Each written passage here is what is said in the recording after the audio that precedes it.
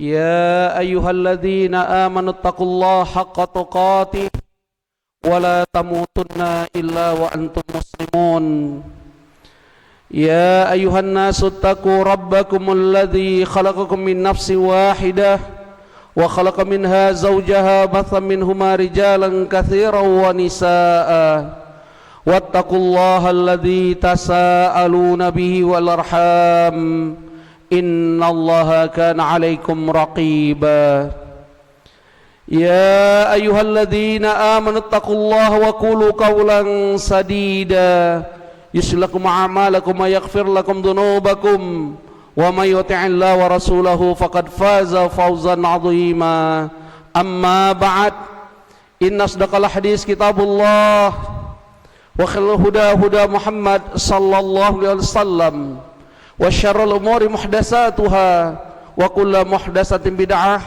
وكل بدعة ضلالة وكل ضلالة في النار. Ma'asyiral muslimin, jamaah salat Jumat rahimani wa rahimakumullah. Alhamdulillahilladzi bi ni'matihi tatimmus shalihat. Tsumma alhamdulillah ala kulli hal. Tsumma Allahumma shayban nafi'an wa mutirna bi fadlillahi wa rahmatihi. Alhamdulillah, segala puji bagi Allah. Dengan rahmat dan karunia-Nya, di tengah cucuran rahmat Allah berbentuk air hujan. Semoga menjadi wasilah doa dan ibadah kita diterima oleh Allah Subhanahu wa taala. Dan kita wajib bersyukur di hadapan Allah. Kita sudah berada di penghujung bulan Dzulqa'dah dan ini Jumat terakhir Dzulqa'dah 1444 Hijriah. Semoga Allah memberi kita keistiqomahan untuk terus menjalankan syariat Allah dan di atas sunnah Rasulnya Muhammad sallallahu alaihi wasallam, sehingga saat Allah memanggil kita, saat kontrak umur kita berakhir kehidupan dunia ini, Allah memanggil kita dengan kalimat sangat lembut dan indah. Ya ayyatuhan nafsul mutmainnah, irji'i ila rabbiki radiyatan mardiyah, fadkhuli fi ibadi wadkhuli jannati. Panggilan ini Allah nisbatkan dan sematkan kepada hamba-hamba Allah yang mampu istiqomah sepanjang hayatnya, sehingga mereka menggapai husnul khatimah. Semoga kita termasuk orang-orang yang Allah panggil dengan kalimat yang sangat indah tersebut. Amin ya rabbal alamin. Salat riring salam selalu kita sampai kepada Nabi kita Muhammad sallallahu alaihi wasallam.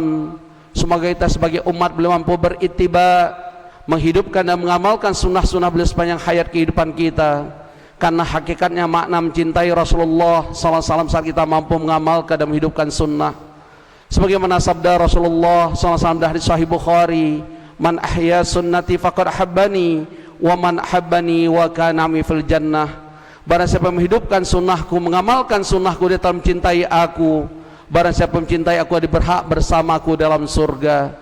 Di antara sunnah beliau berkaitan dengan ibadah salat Jumat, khatib ingatkan kembali, idza sa'idal khatibu ala mimbar fala jum'atalah. Saat khatib sudah berada di atas mimbar, kita baru menghadiri ibadah sholat Jumat, kita tidak mendapatkan pahala Jumat tersebut, karena malaikat sang pencatat amal kita telah mendengarkan khutbah dengan seksama saat khatib naik mimbar. Dan kita sudah berada di masjid yang mulia ini, jangan sampai tidak fokus dengan isi khutbah karena ngobrol, tidur, main HP dan sebagainya. Faqad lagha, sungguh sia-sia ibadah sholat Jumat kita, wa iyadzubillah. Ma'asyiral muslimin rahimani wa rahimakumullah. InsyaAllah tinggal menghitung hari, kita akan memasuki hari-hari yang terbaik. Karena seorang mufassir Imam Ibnu Katsir menafsirkan surah Al-Fajr ayat 2 walayalin ash, beliau menyebutkan dalam tafsirnya Allah bersumpah dengan 10 awal di bulan Dzulhijjah.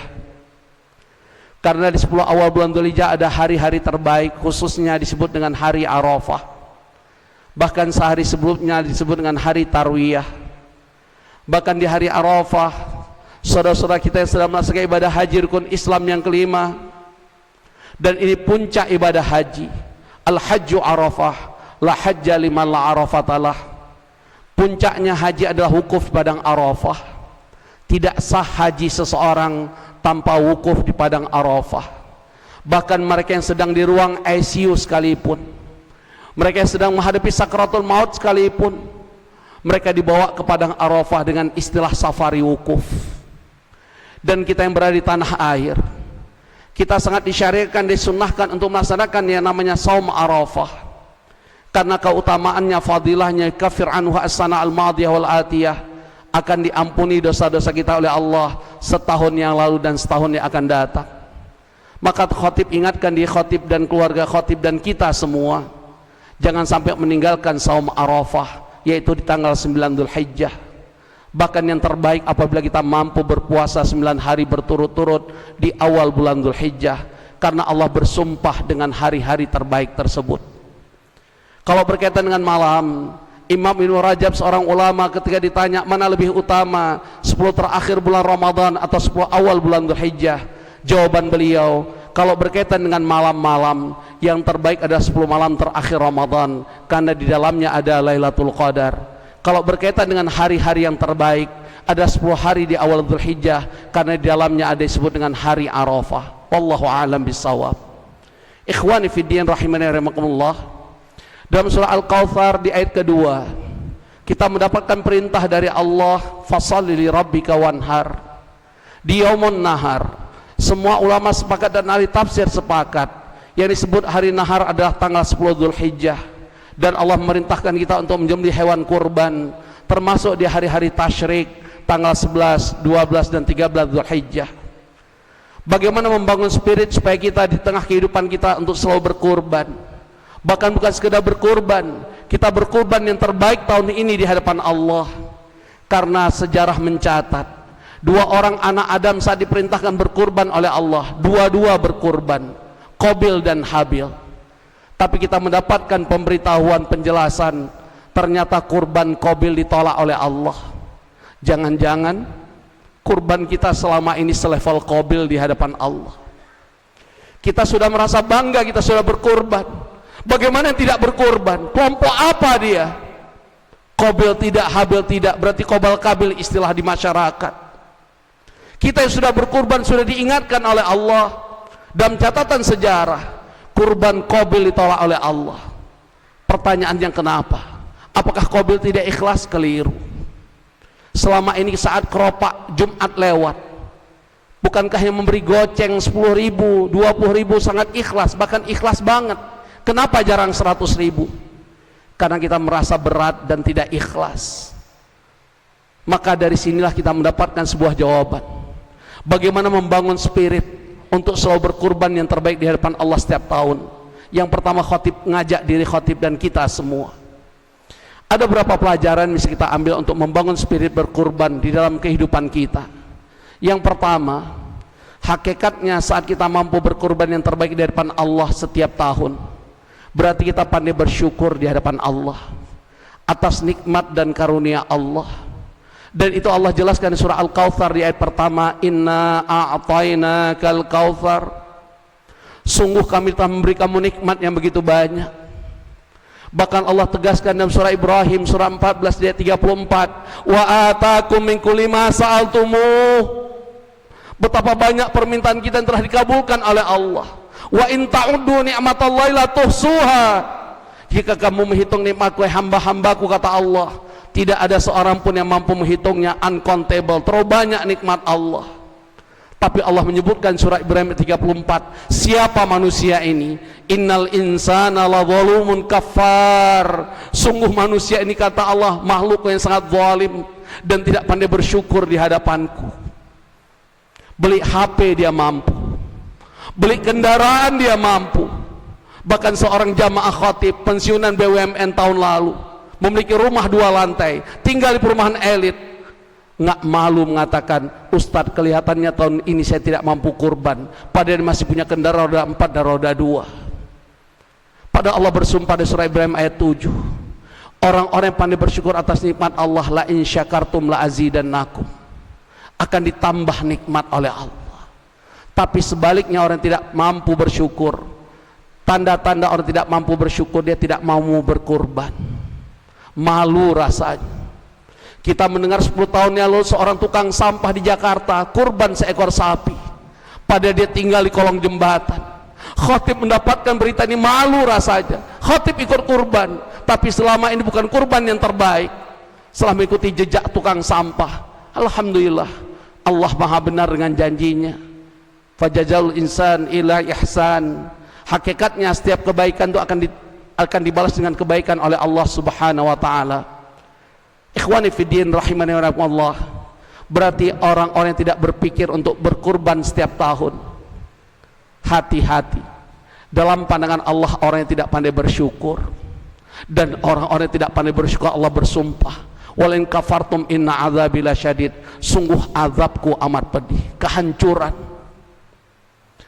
Pelajaran berikutnya, bagaimana kita membangun spirit berkurban dalam diri kita. Bahkan bukan sekedar berkurban, beri kurban yang terbaik. Orang yang berkurban menandakan dia telah bertakwa. Dia memiliki nilai-nilai ketakwaan. Karena Allah sebutkan surah Ali Imran di ayat 134, siapa seseorang bertakwa, alladzina yunfikuna fis sarra'i wad dharra. Di antaranya Allah sebutkan mereka yang berinfak, mereka berkurban baik lapang maupun sempit. Kita mendapatkan keterangan dari Rasulullah SAW, dari para sahabat. Saat beliau memiliki kelapangan rezeki, beliau pernah berkurban 100 ekor unta. Kalau dirupiahkan hari ini hampir mencapai 21 miliar. Tapi saat beliau dalam keadaan sulit pun beliau tetap berkurban dan ekor domba atau kambing. Seekor untuk dirinya dan keluarganya, yang seekor lagi untuk umat yang tidak mampu. Padahal kita mendengar catatan sejarah, beliau pernah tidak makan 3 hari 3 malam. Beliau pernah ikat perutnya dengan batu. Tapi beliau tidak pernah beliau tidak pernah mengabaikan perintah kurban setiap tahun. Maka Allah sebutkan siapa orang bertakwa, karena hakikatnya Allah tidak perlu hewan kurban dari kita. Apapun jenis hewan ternak yang kita sembelih nanti di hari nahar dan hari-hari tasyrik. Maka Allah jelaskan di surah Al-Hajj surat 22 ayat 37, la yanalallahu luhumuha wala dimauha walakin yanalut taqwa minkum. Aku tidak perlu hewan kurban kamu sembelih, karena Allah bukan pemakan hewan, bukan pemakan apapun. Allah tidak butuh makan dan minum seperti makhluknya. Yang dibutuhkan oleh Allah ketakwaan. Berarti orang yang tidak kurban tahun ini, jangan mimpi dia menjadi orang bertakwa di hadapan Allah walaupun jungkir balik dia sholat. Wa'iyadzubillah. Pelajaran berikutnya, inilah bentuk keimanan. Hanya orang-orang beriman yang mampu melaksanakan perintah Allah bernama udhiyah, berkurban. Dan ini Allah jelaskan dalam surah An-Nur surat 24 ayat 51, innama kana qaulal mu'minin idza du'u ila Allah wa rasulih liyahkuma bainahum ayyaqulu sami'na wa ata'na wa ulaika humul muflihun. Sesungguhnya ucapan orang beriman, kata Allah, apapun perintah Allah dan Rasulnya termasuk berkurban ini, hanya satu ucapan orang beriman, kata Allah, kami dengar dan kami laksanakan. Bukan kami dengar kami cek dulu rekening saldo, bukan kami dengar kami diskusi dulu dalam keluarga kami.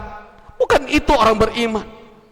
Bahkan garansi dari Allah, ulaika humul muflihun, mereka lah the winner, champion in the world.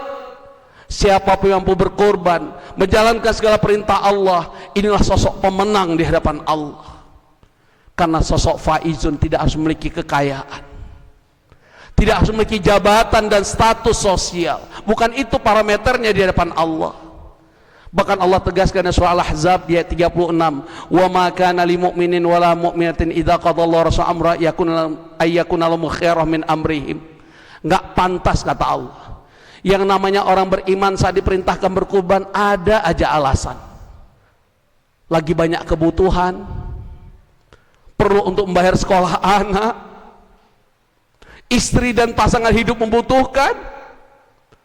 Tapi untuk urusan dunia kita siap banting tulang, kita siap berkorban. Demi anak tidak sedikit orang menghalalkan segala cara, dia jual apapun. Tapi demi perintah Allah dia berhitung dengan Allah. Bagaimana Allah akan memberi karunia dan kasih sayang. Malu rasanya kita di tengah COVID pandemi, seorang nenek di NTB tinggal di emperan toko, profesinya pemulung sampah, berkurban seekor sapi. Kenapa kita tidak mampu, saudaraku? keimanan kita yang rusak, takwa kita yang tidak kita capai. Ramadan gagal mendidik kita. Aku qauli hadza wa astaghfirullah li wa lakum.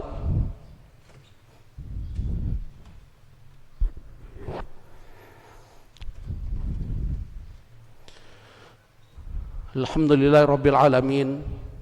Assalatu wassalamu ala asyrafil anbiya wal mursalin wa ala alihi wa sahbihi ajmain, amma ba'd. Fa ya ayuhan nas ittaqullaha mastata'tum wasari'u ila maghfiratin min rabbikum wa jannatin arduhas samawati wal ardu iddat lil muttaqin. Ma'asyiral muslimin rahimani wa rahimakumullah. Pelajaran berikutnya, kenapa kurban Qabil ditolak oleh Allah? Karena Qabil berkurban tidak memberi yang terbaik yang dia miliki. Karena Allah menjelaskan makna ikhlas bukan seperti mindset dan keyakinan kita memberi minimalis. Yang penting gue ikhlas, yang penting saya ikhlas, yang penting anak ikhlas. Mari belajar keterangan dari Allah, apa arti ikhlas versi Allah. Dalam surat Ali Imran, surat yang ketiga 92, Allah sebutkan lan tanalul birra hatta tunfiqu mimma tuhibbun. Kita nggak akan mencapai derajat terbaik kata Allah. Jungkir balik kita sholat, haji umroh berkali-kali, menghatamkan Quran begitu hebat, tapi saat berinfak kita tidak memberi dari harta yang paling kita cintai. Kita tidak memberi yang terbaik.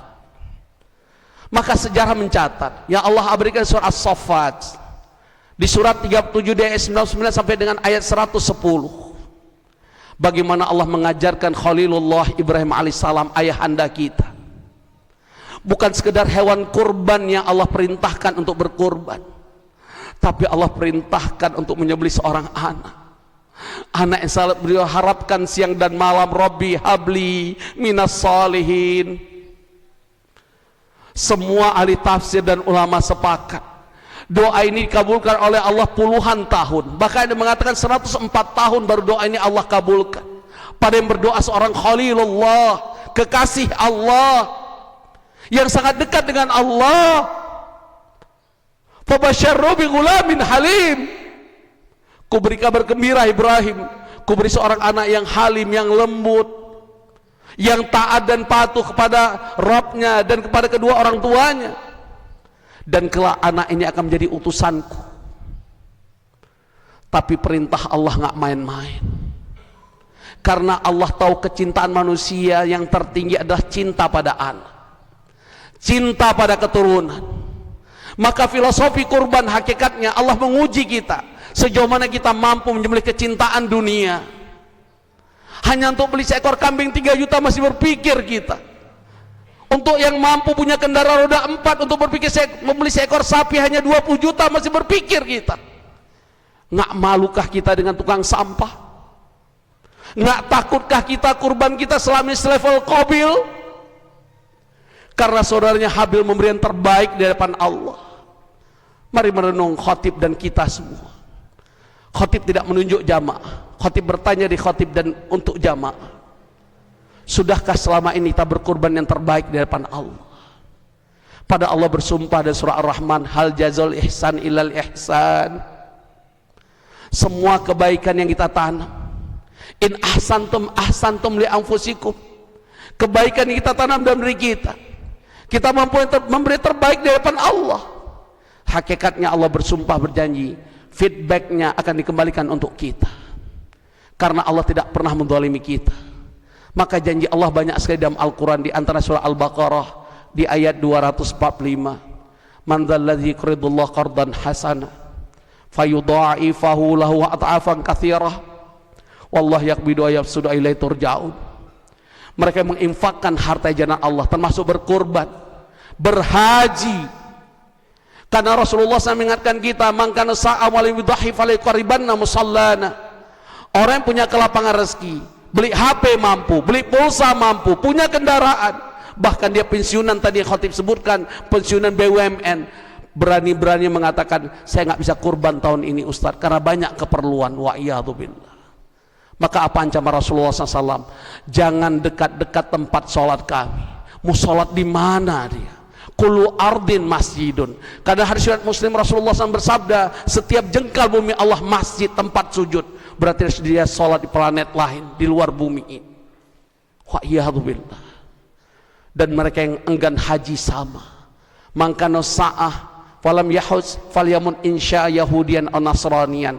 Dia punya kelapangan rezeki, tapi dia bermain-main. Aku belum diundang oleh Allah, aku belum dipanggil oleh Nabiullah Ibrahim alaihissalam. Kalau dia mati Yahudi atau Nasrani. Tahun ini kembali kisah mengharu biru, kisah yang heroik kita mendengar. Seorang ibu cuma penjual kue keliling di Sragen naik haji tahun ini, sesudah menabung 45 tahun. Seorang tukang ojek di Sulawesi berangkat haji tahun ini sudah menabung 40 tahun. Masih kita bertanya, aku belum diundang Allah, aku belum dipanggil oleh Nabi Ibrahim alaihissalam. Tidak takutkah kita kalau mati orang-orang yang demikian matinya Yahudi atau Nasrani? Wa iyadzu billah. Innallaha malaikatahu yusholluna 'alan nabi ya ayyuhalladzina amanu shallu 'alaihi wa sallimu taslima. Allahumma shalli ala Muhammad wa ala Muhammad kama shallaita ala Ibrahim wa ala ali Ibrahim innaka Hamidum Majid. Wa barik ala Muhammad wa ala Muhammad kama barakta ala Ibrahim wa ala ali Ibrahim innaka Hamidum Majid. Allahumma ighfir lil muslimin wal muslimat wal mu'minin wal mu'minat al ahya minhum wal amwat. Rabbana la tuzigh qulubana ba'da idh hadaitana wa hab lana min ladunka rahmah innaka antal wahhab. Allahumma inna nas'aluka ridhaka wal jannah wa na'udzubika min sakhatika wan nar. Allahumma khtimna bi husnil khatimah wa la taftina illa bi husnil khatimah. Allahumma arzuqna husnal khatimah. Allahumma inna nas'aluka husnal khatimah. Allahumma taqabbal salatana wa siyamana wa ruku'ana wa sujudana wa udhiyatana ya rabbal alamin wa tammim taqsirana ya Allah ya rabbal alamin. Rabbana hablana min azwajina wa dhurriyyatina qurrata a'yun waj'alna lil muttaqina imama. Rabbana la tuzigh qulubana ba'da idh hadaitana wa hab lana min ladunka rahmah innaka antal wahhab. Allahumma kfina bihalalika an haramik wa aghna bi fadlika amman siwak. Allahumma inna nas'aluka al-huda wat-tuqa wal-afafa wal-ghina. Allahumma aghna bil ilmi wal mal wa zaina bil hilmi wa akrimna bit taqwa. Rabbana atina fid dunya hasanah wa fil akhirati hasanah wa qina adzaban nar. Subhana rabbika rabbil izzati amma yasifun wa salamun alal mursalin walhamdulillahi rabbil alamin. Aqimus salat.